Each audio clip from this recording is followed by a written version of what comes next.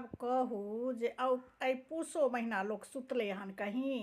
बाप रे बा, हमरा सबके समयमे तऽ कहै छी ई दिन कम्हर द बीत जाइ छलै हन, पता नहि चलै छलै। तते उसनिया कुटिया धरऽ उसारऽ सबटा धान सबके तैयारी एहि महीना सबमे एको मिसिया टाइम रहै छलै। हमर सबके पुतौहु सब छै दुपहरियामे किल्ली ठोकि ठोकि कऽ सुतल छै, बुझलियै।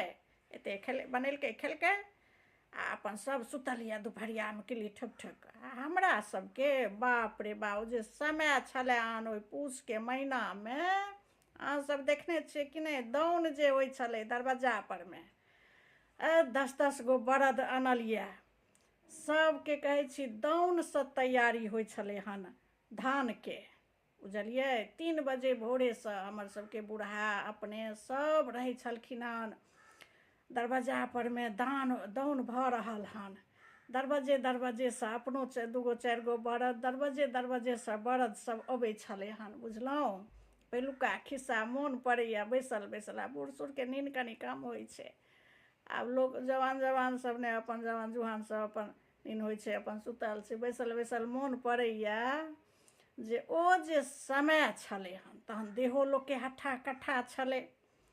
आ दौनी अहाँ सब देखने छी दौनी, दरबज्जा परमे झट्टा लागल यऽ, टाल लागल यऽ, धानके टाल लागल यऽ।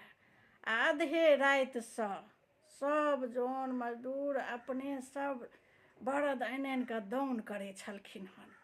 आ ओहिके धान तैयार होइ छलै हन। तहन उसनिया रे कुटिया रे फटकिया रे करैत धरैत पूस महीना एतनी टाइम नहि रहै छलै हमरा सबके, बुझलियै।